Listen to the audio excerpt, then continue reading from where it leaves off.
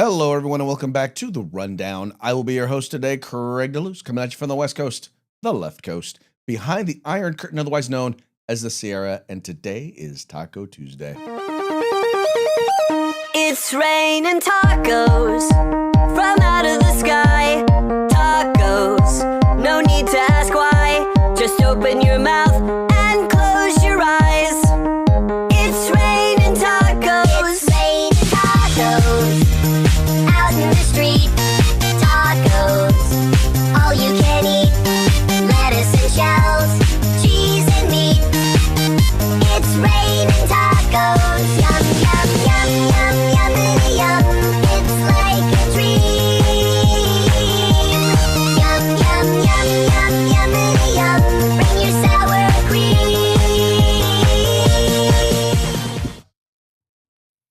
Oh, yes, Taco Tuesday, folks. Let us know what type of tacos will you be partaking of today in celebration of United. Well, is it Farm Workers Day or United Farm Workers Day?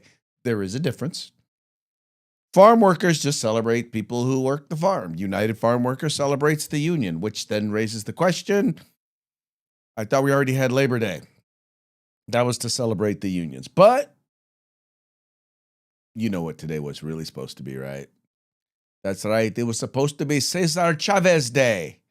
You know, the guy who, the pedophile who raped women and young children, who was head of the United Farm Workers movement and an icon to many on the left.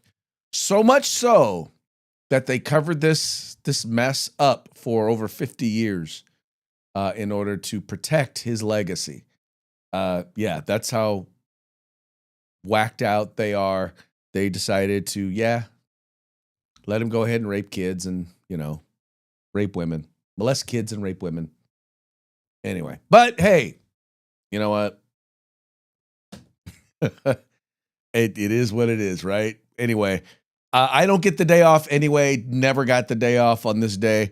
Although very interestingly, in California, a bunch of stuff is shut down on this day because, well, in California, we celebrate Cesar. Well, it was Cesar Chavez Day. It's now been changed to Farm Workers Day. The legislature, a legislature that, by the way, can't seem to get anything done in time, like, build water storage, build a light rail system or train system, bullet train system that, was supposed to be done a long time ago. It's now billions of dollars. Rebuild a state capitol or annex building, once again, over budget and taking a very, very long time. Needless to say, all of it let's just say they're not fulfilling their responsibilities, but that somehow they found a way to, get rid of Cesar Chavez Day. But anyway, I digress. We are here today talking about the news of the day. We're going to have a good time doing so. Hopefully, I'll say this again, hopefully you guys will appreciate the fact that, unfortunately, Mike is not here. But then again, I told you, Mike's going to be gone for a little bit, and I am here. You're here. We're all here, and we're going to have a good time doing it. So let's go ahead and start to get into it, but let's do like we usually do, and we usually start with a quick shout out to our sponsors, and I think that's an appropriate way to start off today's show. We'll start by introducing you to the folks over at Hitman Industries. Now, they make rifle and pistol caliber barrels, and they are available for purchase at any length. All you have to do is go to their website, hitmanindustries.net. There's a very good chance if you've purchased an AR in the last few years, you already have one of their barrels, which means you must like it. So before you decide you want to do a brand new build or you decide you want to rebarrel your old rifle, start your journey, start your experience, start your project over at Hitman Industries.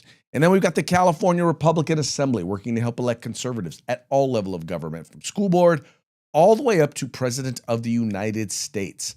Ronald Reagan once referred to CRA as the conscience of the Republican Party. You need to find out why. Best way to do that is go to cragop.org. That's cragop.org. Visit their website, check them out, and become a member today. And then we've got the best in concealed carry tactical holsters available on the market at hogholsters.com. That's HAWG holsters.com. That stands for Helping Americans Wear Guns. And how do they help you? Number one, by producing quality products. But then secondly, by giving you a discount on those holsters. All you have to do is use the discount code The Rundown, all caps, no spaces, one word, just like it is right up there, and you can get your hog holster on discount today. And then finally, the place where you can find all things tactical except the gun, that would be at uscombatgear.com. They specialize in group sales. So if you are the buying agent for your business, you're a buying agent for your agency, for your department, for your unit, for your club, whatever it is, get on over to uscombatgear.com. They have a huge selection. They have phenomenal pricing, especially for group sales. And oh, by the way, some of the best customer service available out there. Find out today. Go to uscombatgear.com, the place where you can find all things tactical except the gun.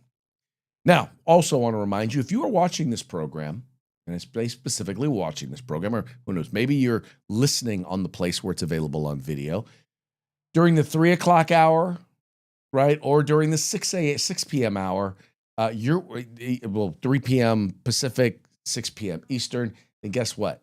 You are watching us live, and we're taking your comments live. We would love to hear what you think about the show. We would love to hear about where you're hearing us from, what you're doing while you're watching us. We'd like to hear about what you think about whatever it is that I'm talking about. In fact, I don't even care if you agree with me, because if you disagree with me, well, then that's all the better, because then I have a reason to mock you. Oh, wow, is that a mockingbird? Man, is that a mockingbird? Is that a mockingbird?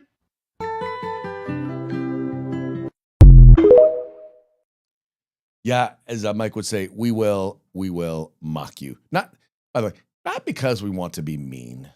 I do it largely because it's fun.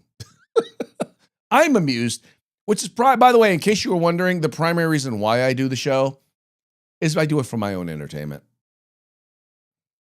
Anyway, and hey, sponsors get a little something out of it. So, well, what are you going to do? What are you going to do? Okay, let's go ahead and get into today's topics. We're going to start here with one that I think is a big win for America. It's a big win for children. It's a big win for sanity and for traditional values here in the United States. And that was a decision by the Supreme Court has ruled. It's been a ruling that will allow people to, will ban bans on conversion therapy. Now, I'll go ahead and I'll play this thing for over at MSNBC Now. And you'll see, well, anyway, I'll play this clip from MSNBC Now, and then we'll talk about it on the flip side. It bans conversion therapy. It was overwhelming, an 8-1 ruling. The justices determined that Colorado's law, which censors certain conversations between clients and counselors based on their viewpoints, violates the free speech clause of the First Amendment.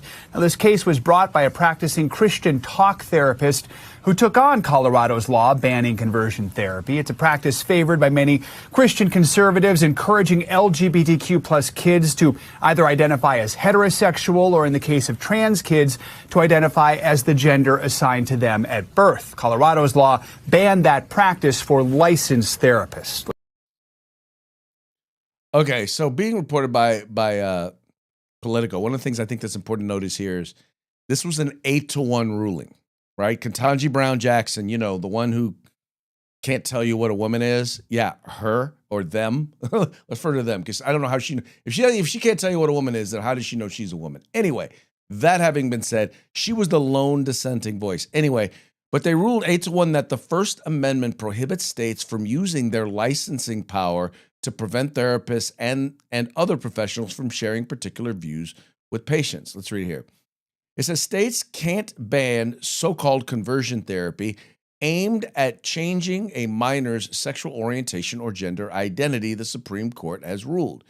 The justices ruled 8-1 Tuesday that the First Amendment prohibits states from using their licensing power to limit the topics therapists and other professionals can discuss with their clients. Quote, the First Amendment stands as a shield against any effort to enforce orthodoxy or thought or speech in this country, Justice Neil Gorsuch wrote for the court's majority.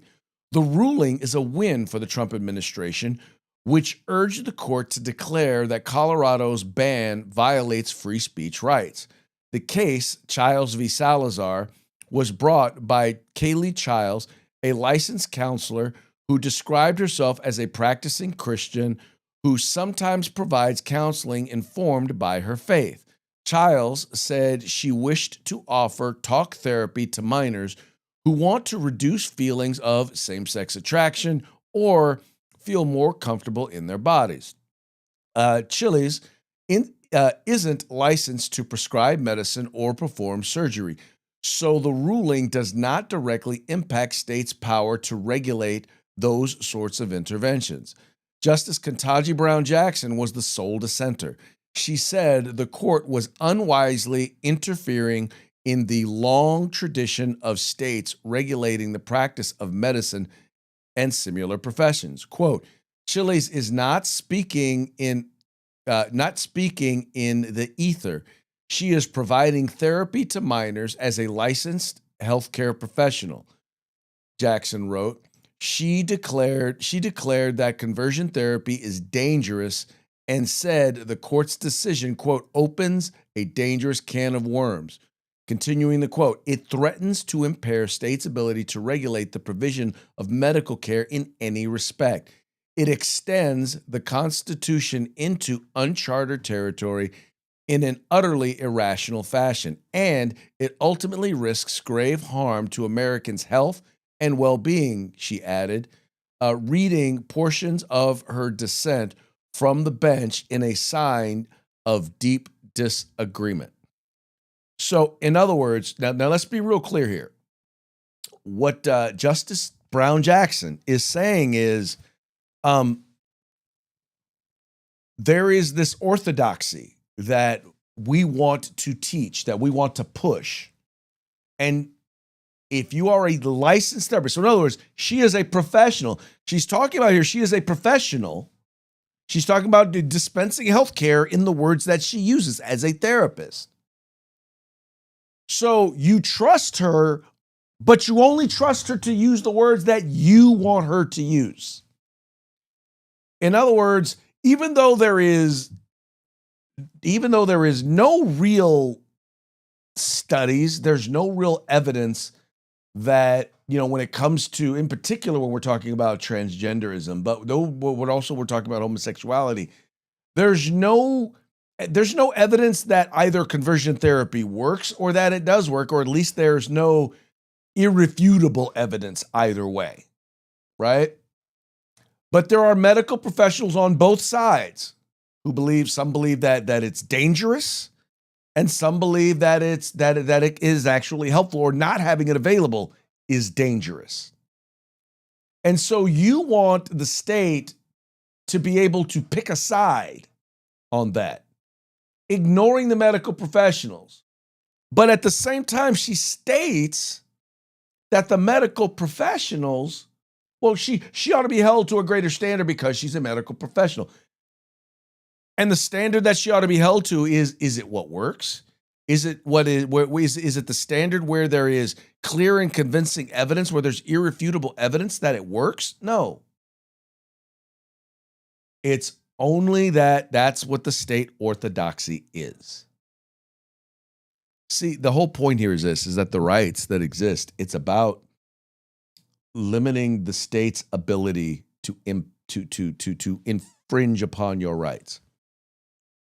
And when you start forcing people to deliver, once again, healthcare in a certain way, and by the way, there is absolutely zero evidence that conversion therapy is quote unquote dangerous. Now, I know that there are some therapies that when people think of conversion therapy, they think of, they're attaching electrodes to them and they're trying to shock the gay out of them. And I'm not saying that was something that never happened. I am saying that is not what most conversion therapy is. What a lot of conversion therapy is talking to people to help them to understand what are some of the roots of why they feel the way they feel, helping them to get at the roots of it, to determine, is this because of something that happened to you? Is this because of something environmental? Is it because of something medical? I mean, is there something there that is causing you to feel the way that you feel? I mean, I think there is a greater argument for homosexuality although once again, I'm not that I'm a supporter of it. I believe you live the way you live your life the way you want to live your life, as long as the rest of us are not forced to celebrate it and partake. But you live your life the way you want to live your life. I get to live my life the way I want to live my life, and I have a right to believe what I want to believe about the way I live my life and about the way you choose to live your life. I have a right to believe it. I shouldn't be rude. I shouldn't be nasty. I don't get to violate on your rights, but I have a right to believe what I believe. All right. But then when you get to the issue of when we start talking about, in particular for children, the issue of transgenderism, we're talking about something that is very, very different, that historically a very, very small percentage of people have actually dealt with. But more and more, we're seeing those numbers increase dramatically. And much of it happens largely because of, and people get mad for me to say this, but a lot of it is a social contagion. And when I say a social contagion, I mean, society is telling you it's something that's cool, it's acceptable, and you will be loved, revered, and thought of as brave if you come out as transgendered. And there are a lot of people out there who want to be loved, who want to be accepted, who want to be seen as brave and accepting. And so this is a great way for them to fit in. There is a huge, huge crossover, much more a disproportionate. How about this? A disproportionate crossover with those who are transgendered and those who are dealing with with mental health issues, right? Whether it be depression, whether it be psychosis, whether it be autism, which autism is it's mental. I don't know. It's a physical ailment, but that affects one's mental abilities. But my point is, there is a huge crossover, and it is such a huge crossover that it is too big to ignore and act like it doesn't exist at all. And when you start going into the idea of talking someone down the road of therapy, you start with therapy on transgenderism, right? Talking to them, and basically, in many cases, you would have some of these folks convincing children that, well, yeah, you're really transgender. You may, instead of being a tomboy, yeah, you're really probably just a boy. Or instead of just being a little effeminate boy, well, you're probably really a little girl. But then that has physical consequences, in that the next step in that therapy is gender affirming care, which includes medications that have long lasting, if not permanent, effects on the body, including sterilization and osteoporosis and much more.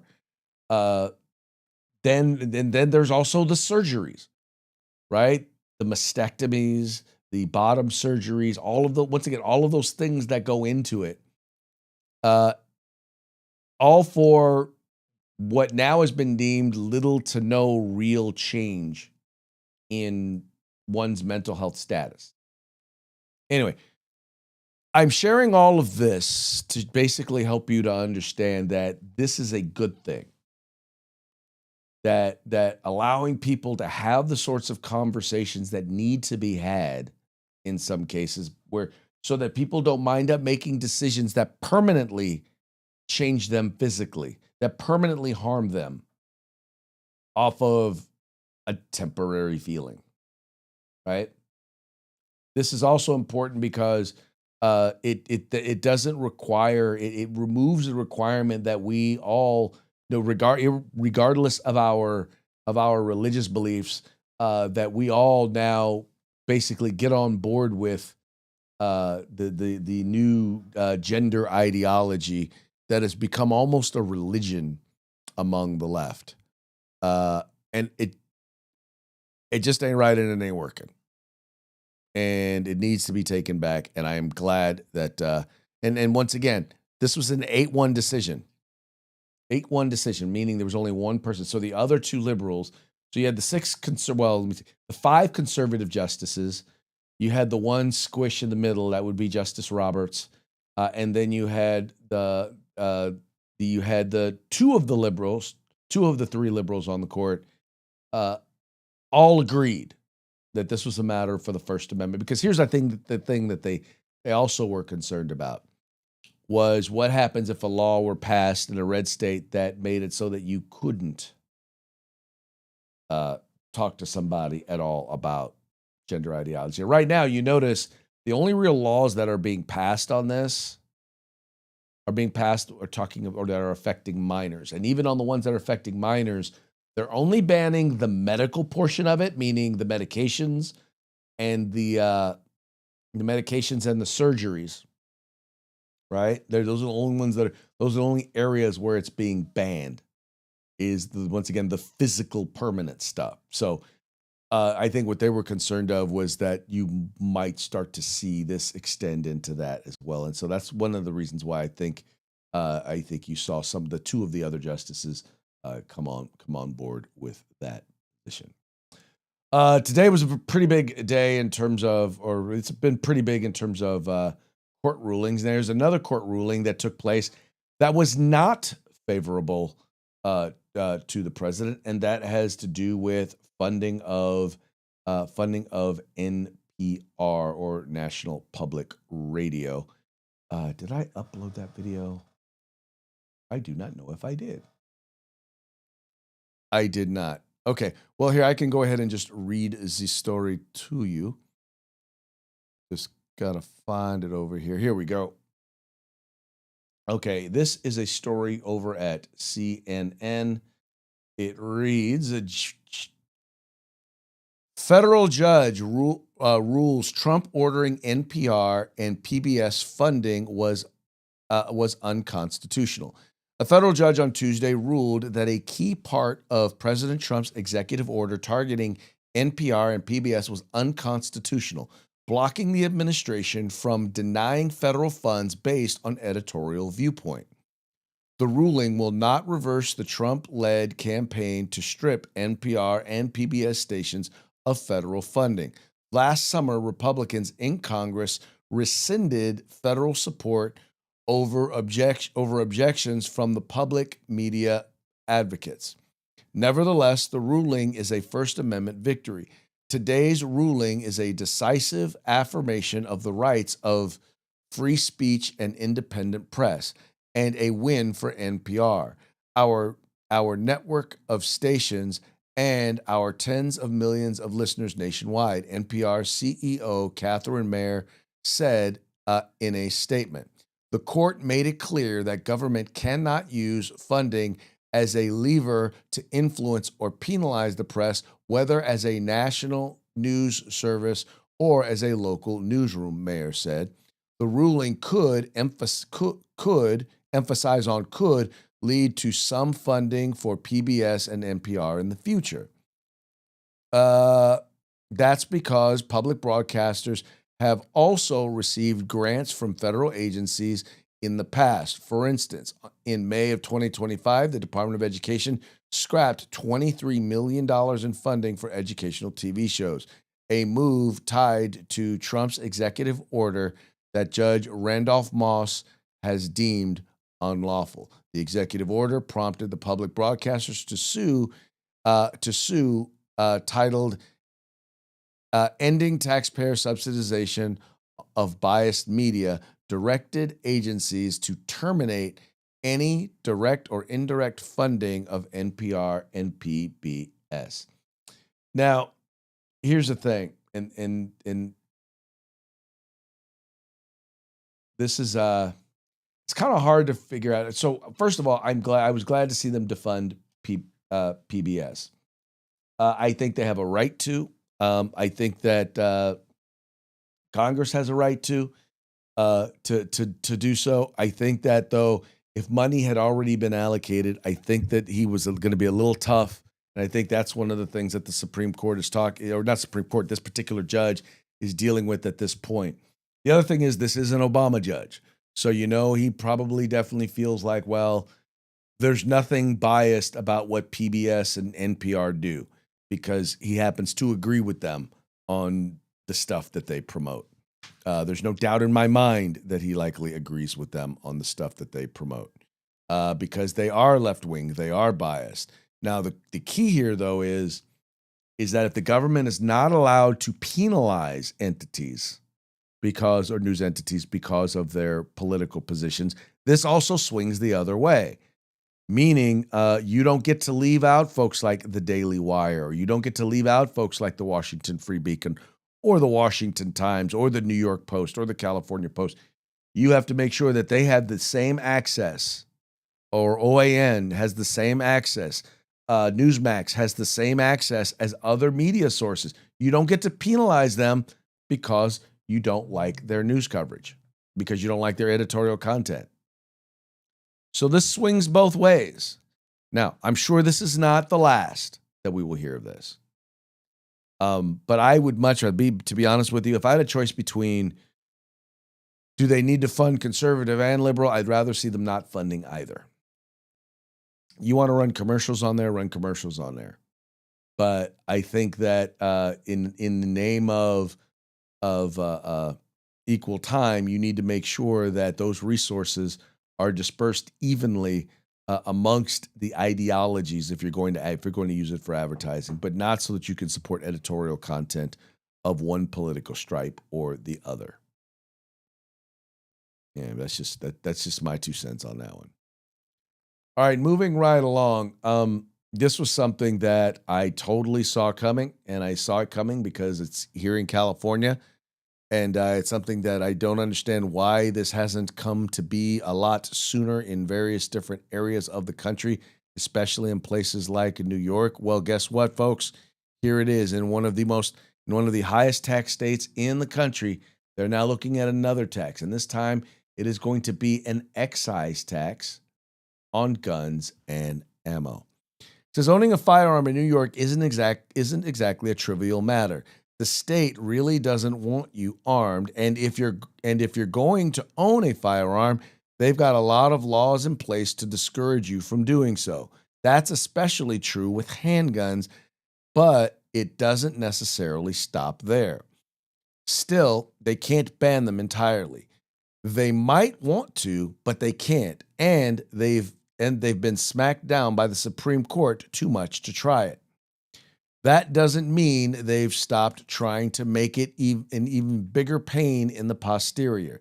In fact, while guns aren't super cheap as it is, they're trying to make them even more expensive. And this is an article that he has here. It says, the latest such effort by anti-gun Democrat lawmakers is a proposed tax on guns and ammo in an attempt to make it too expensive for the average New Yorker to keep and bear arms. Quote, if they can't outright confiscate your firearms, they will make sure you cannot afford to buy or shoot them. NRA's Institute for Legislative Affairs wrote in a recent legislative update. Former Chief Justice John Marshall once famously proclaimed that the power to tax is the power to destroy. Albany Democrats understand this axiom all too well, and it appears to be the motivation behind their latest push. The measure, S5813-A, would impose an 11% excise tax on the sale of firearms and ammunition in the state. Of course, violent criminals who mostly get their guns through illegal means would not be affected by this proposal, only law-abiding gun owners. To add insult to injury, the bill would take away newly stolen, quote, tax dollars and launder them into a gun violence prevention and school safety program also created by the legislation. Now, mind you, these programs, these gun safety programs that they create, none of them promote gun safety. Absolutely none of them. Well, I can't say absolutely none of them. I've yet to come across one that actually promotes gun safety. Not a one. Not a single one. Now, that does generally go to fund organizations that try to ban guns, that try to restrict your rights to keep and bear arms. But I've never seen the money go to actually ban guns. So anyway, this is something that I'm surprised we don't see in more anti-gun states, but it's basically a poll tax for guns. In other words, they're going to make it so that you can't afford. I mean, keep in mind, they already require you to get a license, right? They already require you to, in some cases, they require you to get insurance. right? They've already require you to take classes if you want to conceal carry. Some places like California, they actually want you to have to take a class to own a gun,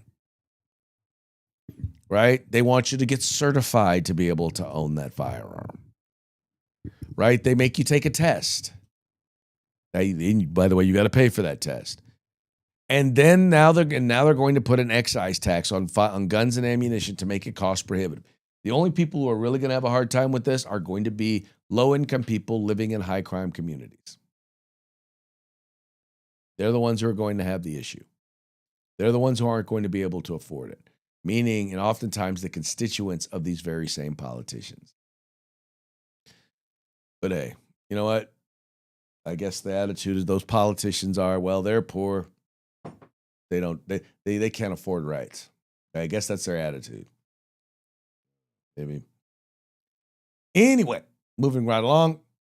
Trump allies, go get your own oil. Wow. Okay. I'm gonna play this. This is a blogger or a podcaster. I love his attitude. I do. And I love his attitude especially because he's British, and he's one of the people that he's one of our quote unquote allies that Trump is talking to. Donald Trump has posted something else on social media. It is important because it is a president. It is unimportant because it is this president. And this president can undo what he did 10 minutes ago in 10 minutes' time. So I'll read it to you, but with the constant caveat that unlike the markets, which have little choice but to treat everything as if it's ex cathedra, we don't. All of those countries that can't get jet fuel because of the Strait of Hormuz, like the United Kingdom, which refuse to get involved in the decapitation of Iran, I have a suggestion for you. Number one, buy from the US, we have plenty. And number two, build up some delayed courage, go to the Strait and just take it. You'll have to start learning how to fight for yourself. The USA won't be there to help you anymore, just like you weren't there for us. So Donald Trump is now claiming that he has helped us by precipitating the closure of the Strait of Hormuz. If that's help, I'd hate to see what hindrance looked like. He goes on, Iran has been essentially decimated. The hard part is done. Go get your own oil. And okay, here it is. To get your own oil, Trump launched a tirade on Europe for not joining the Iran war. Well, there were going to be consequences, and this was going to happen. And now all of a sudden, it's like his attitude is, well, you know, fine, you go get your own oil. Look, anyway, here it says, Dear Donald Trump has launched a tirade against the European countries that refuse to join us in the war against Iran, calling out UK and France as transatlantic relations soured from the spiraling conflict that has wreaked havoc on global economy. Havoc? Really? Anyway, on this Truth Social website, the U.S. president told governments worried about fuel prices to, quote, get your own oil by force from the Gulf. By force from the Gulf. Comments that sent oil prices even higher. Now, the thing is that he's trying to explain to them, like, look, we don't, I mean, what we're doing and what we're dealing with, we're fine. We don't get hardly any oil from there. We don't need that oil. You need that oil. And we tried to get you to come help us open it up. You don't want to. So you know what? Forget you. You deal with the consequences of our actions on your own. How about that? How about them apples, right? Because, I mean, let's just be honest. We're the ones primarily footing the bill for their national defense anyway. Right. And I think here Pete Hegseth makes a very good point when he's trying to help them understand why our position is the way that it is. This is an international waterway that we use less than most, in fact, dramatically less than most. So the world ought to pay attention and be prepared to stand up. President Trump's been willing to do the heavy lifting on behalf of the free world to address this threat of Iran. It's not just our problem set going forward, even though we have done the lion's share of preparation to ensure that that strait will be open, which is an outcome.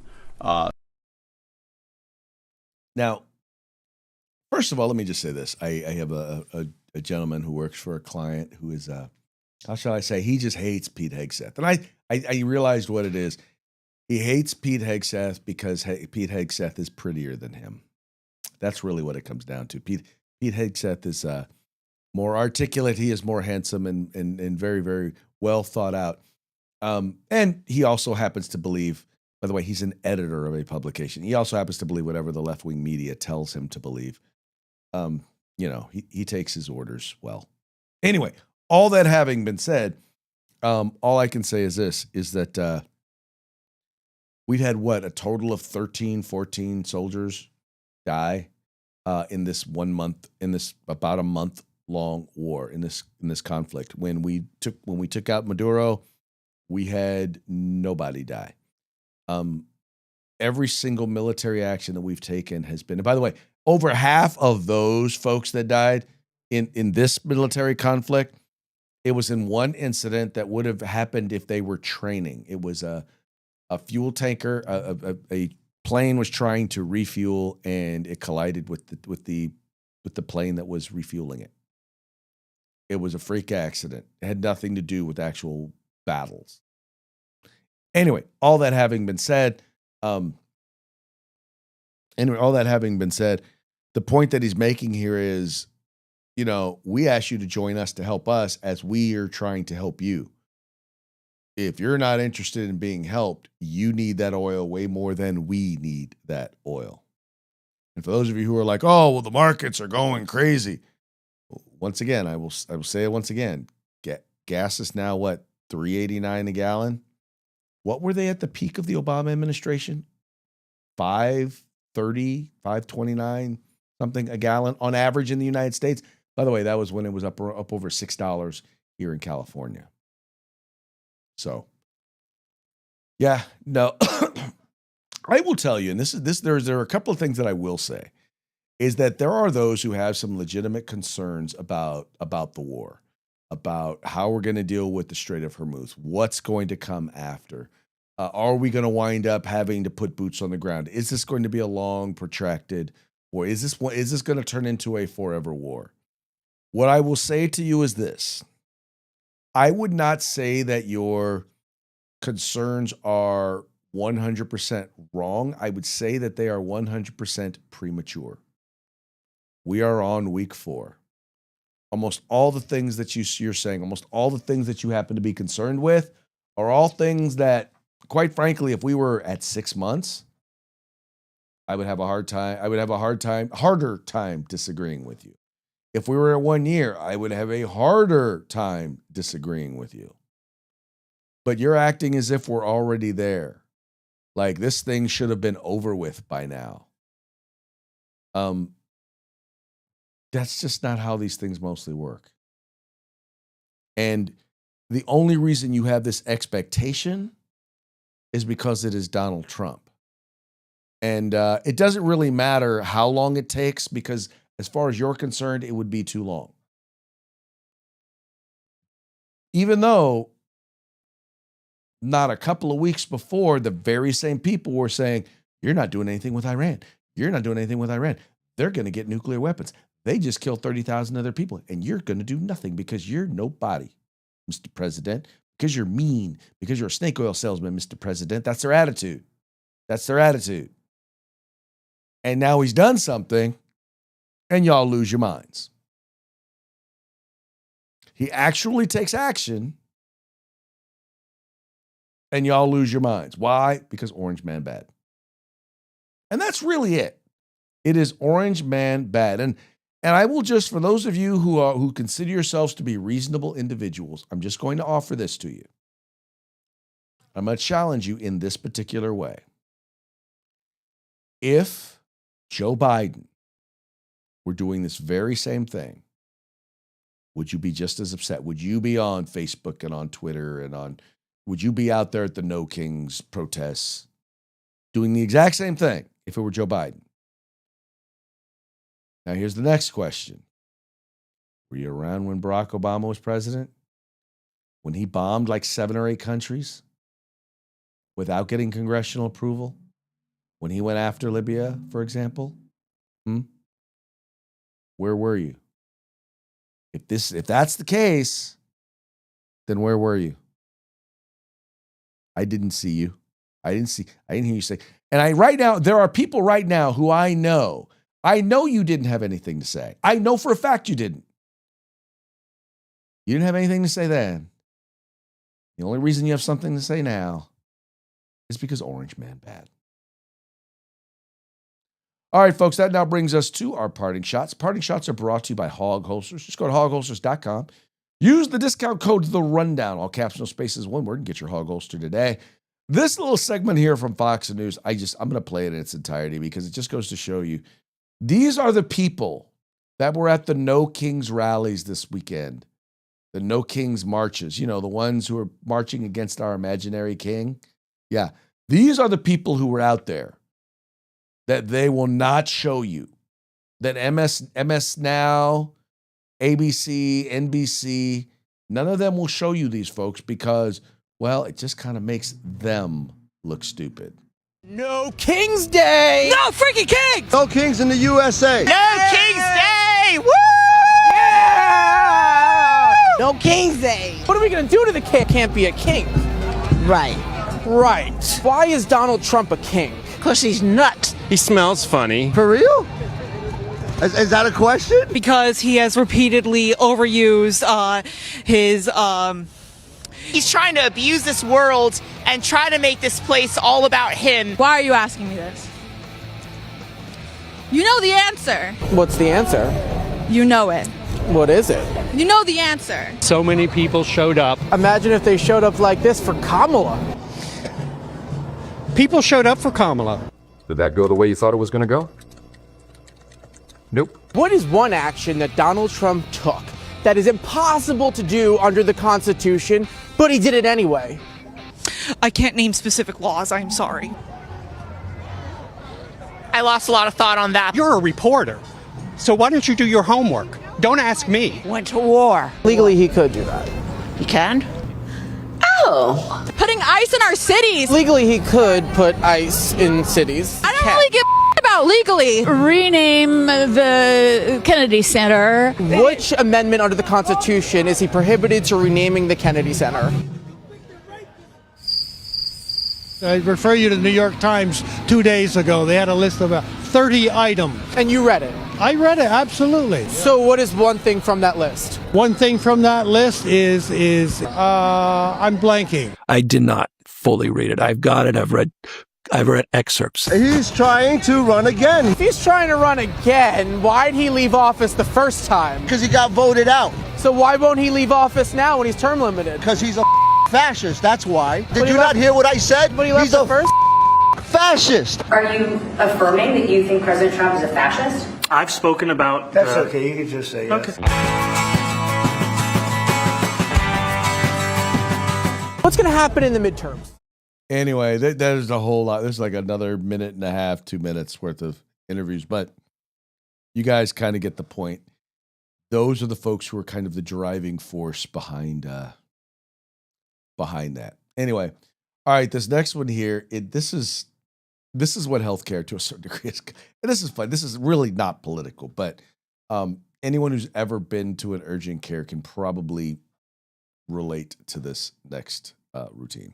Nobody in an urgent care is like, this is where I thought my life would be. And I like that. That's actually a good feeling. You go to a doctor's office, they talk down to you, right? Diplomas on the wall. They're like, I went to school. I know everything. Urgent care is like, do you have $40? Let's figure this out together. We don't know any more than you know? Let's put our heads in a room and let's tackle this sinus infection as a team. And that's fun. There's camaraderie in an urgent care, I don't know if anybody's qualified, and that's a rush. That's a fun way to spend a day. You know how you fill out all your info in the lobby on like a clipboard, and then they take you to another room and act like you never did that? So the nurse comes in, we're face to face, she's asking me questions. She goes, what are you in for? I said, my nose is clogged. She said, you been taking anything? I said, just Sudafed. And she goes, oh, can you spell that for me? I was like, Sudafed? I maybe could. I would like you to take a stab at it, though, right? Feels like something you should know. I know y'all share a lease with a T-Mobile store, but this feels like day one stuff, honestly. Look, I've been taking ibuprofen as well, so maybe I sounded that one out. You can write that down phonetically.